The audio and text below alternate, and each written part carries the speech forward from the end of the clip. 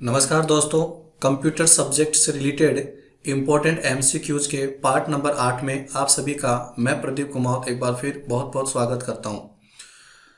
दोस्तों बढ़ते हैं आगे की तरफ और आज के इस सेक्शन को हम शुरू करते हैं। और स्क्रीन के ऊपर ये पहला क्वेश्चन आपके सामने है जो कि बहुत सिंपल है, लेकिन आरएसआईटी एग्जाम में जो है ये पहले पूछा जा चुका है तो दोबारा भी रिपीट होने के चांसेस हैं। यहाँ पर आपसे पूछा गया है कि आधार कार्ड संख्या में कितने अंक होते हैं। बिल्कुल सिंपल सा क्वेश्चन है। आधार कार्ड आप सभी के पास हैं, सभी के सभी आप यूज़ करते हैं, तो आपको ये बताना है कि आधार कार्ड में जो डिजिट है वो कितने होते हैं। दोस्तों तो आप सभी को पता है आधार कार्ड में डिजिट कितने होते हैं, 12 डिजिट होते हैं। ठीक है, नेक्स्ट क्वेश्चन नंबर 2 की बात करें तो यहाँ पर आपसे जो दोस्तों पूछा गया है वो पूछा गया पीएनआर के बारे में पूछा गया है कि इसका क्या अर्थ होता है। ठीक है, यानी ये क्यों यूज किया जाता है। तो टिकट की स्थिति पता करने के लिए इसका यूज किया जाता है, या फिर आधार कार्ड की जो स्थिति है, सिचुएशन है, स्टेटस है, उसका पता लगाने के लिए इसको यूज किया जाता है, या फिर पैन कार्ड का स्टेटस है वो पता लगाने के लिए इसको यूज किया जाता है, या फिर इनमें से कोई नहीं। तो दोस्तों ध्यान रखें कि पीएनआर जो नाम है वो तब यूज किया जाता है जब हमें टिकट की स्थिति का पता करना हो, यानी हमने रेलवे जो टिकट बुक कर रखी है वो कंफर्म हुई या नहीं हुई, उसका क्या स्टेटस, तो उसके हम यूज करते हैं पीएनआर ट्रैकिंग। ठीक है, क्वेश्चन नंबर 3 की तरफ हम बढ़ते हैं कि आप अपना आधार कार्ड विवरण निम्न के माध्यम से संशोधित कर सकते हैं, यानी उसमें आप करेक्शन कर सकते हैं। तो दोस्तों बड़ा सिंपल सा क्वेश्चन है यहाँ भी कि आपको अपने आधार कार्ड की जो डिटेल है उस डिटेल को आपको अपडेट करवाना है। तो वो काम किस प्रकार से किया जा सकता है, ऑफलाइन मेथड से किया जा सकता है, ऑनलाइन मेथड से किया जा सकता है, या ऑनलाइन और ऑफलाइन दोनों मेथड से किया जा सकता है, या फिर इनमें से कोई नहीं। तो दोस्तों ध्यान रखें कि आधार कार्ड का जो अपडेशन है वो ऑनलाइन और ऑफलाइन मेथड दोनों से हम अप्लाई कर सकते हैं। क्वेश्चन नंबर 4 की तरफ बढ़ें कि निम्न में से किस अवसर पर राष्ट्रीय मतदाता सेवा पोर्टल की जो शुरुआत है दोस्तों वो की गई थी, यानी कौन से दिन इसकी शुरुआत हुई थी वो आपको बताना है कि राष्ट्रीय चुनाव दिवस, या राष्ट्रीय मतदाता दिवस, या राष्ट्रीय सामाजिक सेवा दिवस, यानी इनमें से किस अवसर पर राष्ट्रीय मतदाता सेवा पोर्टल जो है उसको शुरू किया गया था। तो दोस्तों इसका सही आंसर रहेगा राष्ट्रीय मतदाता दिवस। नेक्स्ट क्वेश्चन नंबर 5 कि पैन कार्ड आवेदन के लिए अपने ब्राउजर में आपने NSDL साइट को लॉगिन कर लिया। अब दोस्तों देखो इनके 4 ऑप्शन तो हम बाद में पढ़ेंगे, आप एक क्वेश्चन पहले तैयार कर लें कि NSDL का पूरा नाम आपसे पूछा जा सकता है। तो आप करके आएंगे क्या, नेशनल सिक्योरिटी डिपॉजिटरी लिमिटेड। दोस्तों ये पूरा नाम है किसका, NSDL का। तो एक क्वेश्चन तो आप यहाँ से तैयार कर लें। अब आपसे पूछा गया है कि जब आप पैन कार्ड आवेदन के लिए इस वेबसाइट के ऊपर जाते हैं, आप इसको विजिट करते हैं वेबसाइट को, तो कौन सा फॉर्म आप जो है वो ऑनलाइन भरेंगे। पैन कार्ड बनाने के लिए आपको कौन सा फॉर्म अप्लाई करना वो बताना है, 49A, 39A, 89A, या फिर इनमें से कोई नहीं। तो दोस्तों पैन कार्ड आवेदन के लिए हमें फॉर्म कौन सा अप्लाई करना होता है, 49A अप्लाई करना होता है। तो सही आंसर इसका रहेगा A। क्वेश्चन नंबर 6 की तरफ बढ़े कि राष्ट्रीय मतदाता सेवा पोर्टल से आप निम्न कार्य कर सकते हैं, यानी जब भी हम इस साइट को विजिट करेंगे राष्ट्रीय मतदाता सेवा पोर्टल को, तो वहां जाकर हम क्या काम कर सकते हैं। सुधार के लिए ऑनलाइन आवेदन कर सकते हैं, ठीक है, नए पंजीयन के लिए आवेदन किया जा सकता है, या फिर चुनाव सूची में हमें नाम खोजना है, नाम पता करना है, सर्च करना है, उसके लिए इसका यूज़ किया जा सकता है, या फिर राष्ट्रीय मतदाता सेवा पोर्टल पे जाकर हम ये सारे के सारे कार्य जो वो कर सकते हैं दोस्तों। तो ध्यान रखें इसका सही आंसर रहेगा D। क्वेश्चन नंबर 7 कि पैन का पूरा नाम क्या है, पैन कार्ड का पूरा नाम क्या है। तो आपको बताना है कि ये परमानेंट एक्सेस नंबर है, या परमानेंट असेट्स नंबर है, या परमानेंट अकाउंट नंबर है, या फिर इनमें से कोई नहीं। तो दोस्तों ध्यान रखें पैन कार्ड का पूरा नाम क्या रहता है, परमानेंट अकाउंट नंबर। थोड़ा सा आपका नॉलेज और अच्छा हो जाए उसके लिए मैंने यहाँ पर एक आपको ये चीज़ और उपलब्ध करवाई है। और आप ध्यान रखें यहाँ से एक क्वेश्चन और छोटा सा बनाया जा सकता है कि पैन कार्ड में डिजिट कितने होते हैं। ठीक है, जैसे आधार कार्ड में डिजिट कितने होते हैं, 12 होते हैं। आधार कार्ड में डिजिट कितने, 12। तो ध्यान रखें पैन कार्ड में जो डिजिट हैं दोस्तों वो होते हैं कितने, 10। अब ये 10 डिजिट किस फॉर्मेट में होते हैं वो आपको याद करना है। तो स्टार्टिंग के जो आपके ये 5 कैरेक्टर हैं दोस्तों वो रहते हैं अल्फाबेट के हिसाब से, आगे के जो 4 नंबर आपके हैं दोस्तों वो न्यूमेरिकल वैल्यू होती है, और लास्ट का जो 1 है वो आपका अल्फाबेट होता है। अब इनको किस प्रकार से सेट किया जाता है ये सारी इन्फॉर्मेशन मैंने आपको यहाँ पर दे दी है। आप इसको एक बार विजिट जरूर करें और मतलब इसको स्टडी जरूर करें। क्वेश्चन नंबर 8 की एक वेबसाइट दी गई है WWIRCTC। आपको बताना है कि इस पर क्या प्राप्त किया जा सकता है, यानी इस वेबसाइट का जो उपयोग है वो किस काम के लिए किया जा सकता है, आधार कार्ड के लिए, ट्रेन टिकट के लिए, या फिर ITR के लिए, या फिर इनमें से कोई नहीं। तो दोस्तों इस क्वेश्चन का सही जो आंसर है वो आपका क्या रहेगा, ट्रेन टिकट। नेक्स्ट क्वेश्चन कि कंट्रोल प्लस जेड जो शॉर्टकट किया दोस्तों, उसका उपयोग क्यों किया जाता है, किस काम के लिए किया जाता है कंट्रोल प्लस जेड।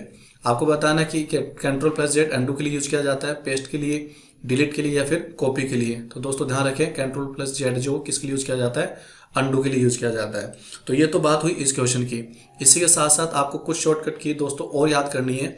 जैसे एग्जाम में कॉपी के लिए पूछे तो कंट्रोल प्लस सी, कट के लिए पूछे आपसे तो कंट्रोल प्लस एक्स आप याद रखें, पेस्ट के लिए आपसे पूछे तो कंट्रोल प्लस बी वी, ठीक है। लेकिन दोस्तों ध्यान रखें कि ये शॉर्टकट किया ना बहुत कम स्टूडेंट जो है ना वो जानते हैं, क्योंकि अंडू जो है ना वो तो यूज करते रहते हैं, कंट्रोल प्लस जेड करते रहते हैं। लेकिन अंडू की बात आती है तो यहाँ पर शॉर्टकट की आपको ध्यान रखनी है कंट्रोल प्लस वाई। यानी अंडू करना हो तो कंट्रोल प्लस जेड करना है, रीडू करना हो तो कंट्रोल प्लस वाई आपको यूज करना है दोस्तों, ठीक है।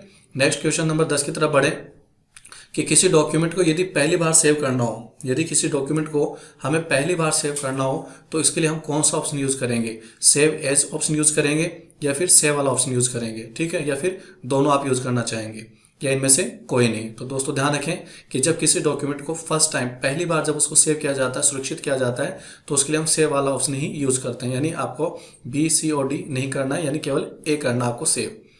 लेकिन साथ साथ में दोस्तों ये चीज भी आप तैयार कर लें कि पहले से सेव की हुई फाइल को यदि हम किसी अन्य स्थान पर या किसी अन्य नाम से उसको सेव करना चाहते हैं या उसका फॉर्मेट हम बदलना चाहते हैं, तो दोस्तों उसके लिए आपको फिर क्या करना होगा, सेव एज करना होगा।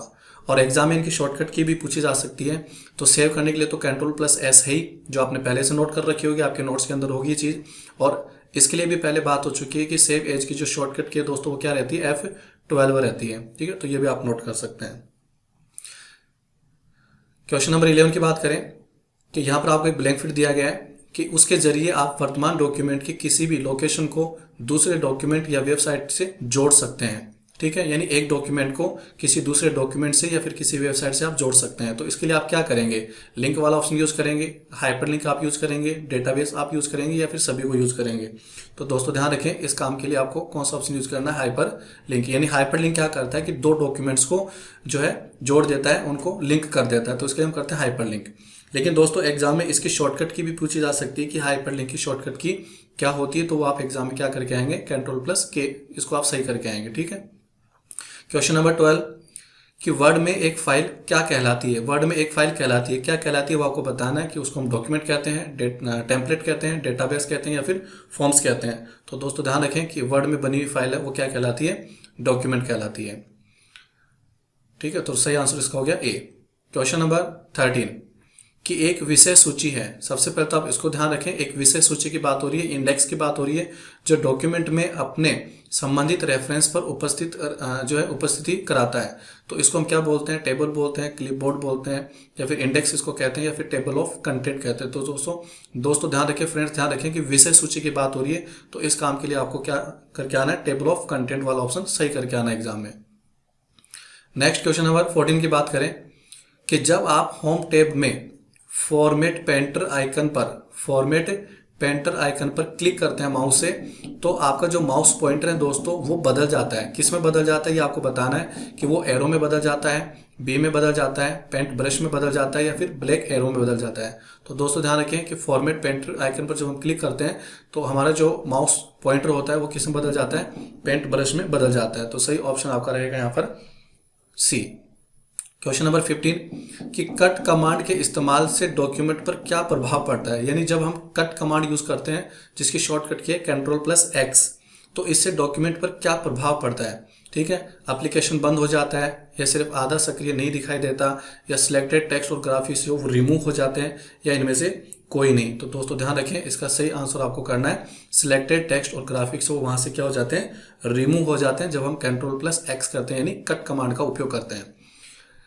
नेक्स्ट 60 नंबर क्वेश्चन कि टाइम्स न्यू रोमन है, यहाँ पर कुछ नाम आपको दिए गए हैं, तो ये क्या चीज़ है, ठीक है। ये बताना है ये फॉन्ट कलर का कॉन्सेप्ट है या फिर ये फॉन्ट साइज के लिए यूज किया जाता है इनको वर्ड्स को, या फिर फॉन्ट है या फिर इनमें से कोई नहीं। तो दोस्तों ध्यान रखें कि जब भी टाइम्स न्यू रोमन की बात आती है यहाँ पर कैलिब्री फॉन्ट, तो ये सब के आपके फॉन्ट के प्रकार हैं दोस्तों। तो सही आंसर आपको करके आना है सी।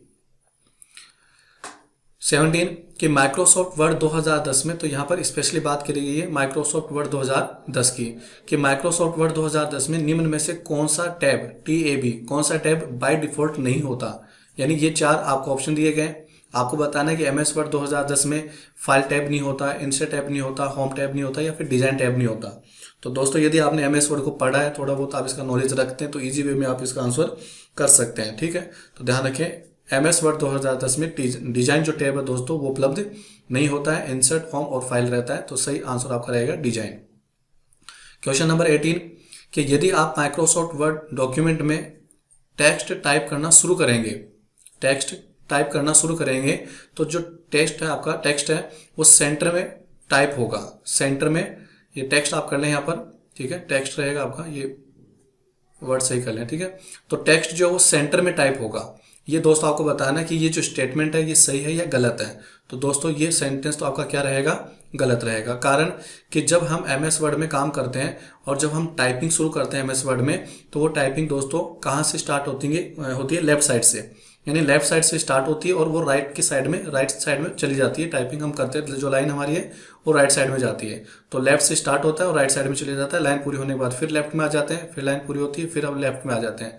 कहने का मतलब सिंपल सा है कि टेक्स्ट जो टाइप करते हैं तो उसकी शुरुआत कहाँ से होती है, लेफ्ट साइड से होती है, ना कि सेंटर से होती है। तो इसलिए ये वाक्य स्टेटमेंट है वो दोस्तों क्या रहेगा, गलत रहेगा।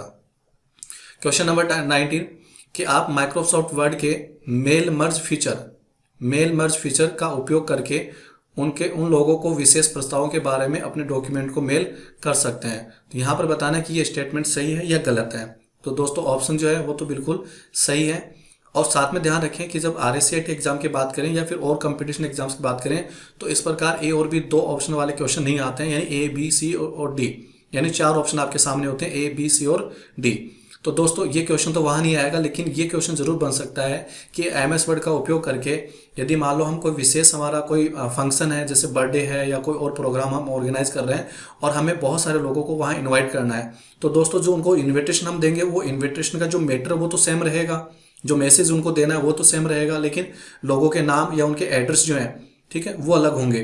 तो हम क्या करते हैं, मेल मर्ज फीचर इसका हम यूज़ करते हैं ताकि हम कुछ बटन्स क्लिक करने के बाद और एक ही मैसेज जो एक से अधिक लोगों के लिए हम तैयार कर सकते हैं। तो मेल मर्ज फीचर जो, इसका नाम जरूर आप याद रखें, एग्जाम में क्वेश्चन आ जाए तो आप इसको इजी वे में कर सकें। क्वेश्चन नंबर 20 कि वर्ड प्रोसेसर का उपयोग करके आप जो भी है पर्सनल लेटर है, फॉर्म्स हैं, ठीक है, ब्रोशर है, फैक्स है या व्यावसायिक मैनुअल्स वगैरह हैं वो आप तैयार कर सकते हैं। तो कर सकते हैं या नहीं कर सकते कि ये आपको बताना है दोस्तों कि ये स्टेटमेंट सही है या गलत है। तो दोस्तों ये ऑप्शन बिल्कुल सही है। अब देखिए यहाँ भी बात वही आती है कि A और B वाले क्वेश्चन तो नहीं आएंगे, लेकिन आप यहाँ से ये जरूर तैयार कर सकते हैं कि निम्न में से किसका उपयोग करके आप लेटर, फॉर्म्स, ब्राउजर, फैक्स इत्यादि को तैयार कर सकते हैं। तो ऑप्शन आ सकता है MS word, MS Excel, MS PowerPoint या उपयुक्त सभी। तो दोस्तों ध्यान रखें यहाँ पर आपको MS वर्ड करके आना है, क्योंकि ये काम किस में होता है, वर्ड प्रोसेसर में होता है। और MS वर्ड जो वर्ड है वो वर्ड प्रोसेसर प्रोग्राम है, ये आप ध्यान रखें। तो इस प्रकार दोस्तों आज की इस क्लास में हमने 20 क्वेश्चंस को तैयार किया है और इसके साथ जो भी और क्वेश्चन आपको एडिशनल बताए गए उनको भी आपने लिखा होगा, उनके भी आपने नोट्स बनाए होंगे।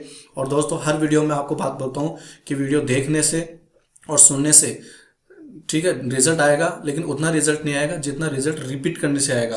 तो चीज़ों को जो आप बार बार रिपीट करें, आपके एग्जाम्स में ज़्यादा समय नहीं है तो जितना ज़्यादा हो सके आप रिपीट वाला मेथड यूज़ करें ताकि आपकी तैयारी अच्छी हो सके। किसी के ऊपर हम डिपेंड ना हो कि हम पास होंगे कि फेल होंगे, क्या करना है क्या नहीं करना। थोड़ी तैयारी यदि आप खुद कर लें तो आप सिक्योर रहेंगे इस मामले में, ये थोड़ा आप ध्यान रखें। और वीडियो यदि आपको पसंद आ रहे हैं तो दोस्तों लाइक ज़रूर करें, कमेंट ज़रूर करें, ठीक है, और वीडियो को शेयर ज़्यादा से ज़्यादा आप करें ताकि और जो ज़रूरतमंद लोग हैं जो इस एग्ज़ाम की तैयारी कर रहे हैं उन तक ये चीज़ पहुँचे और वो भी एग्ज़ाम में पास हो सके। तो दोस्तों थोड़ा सा कंट्रीब्यूशन करें और शेयर ज़रूर करें आप।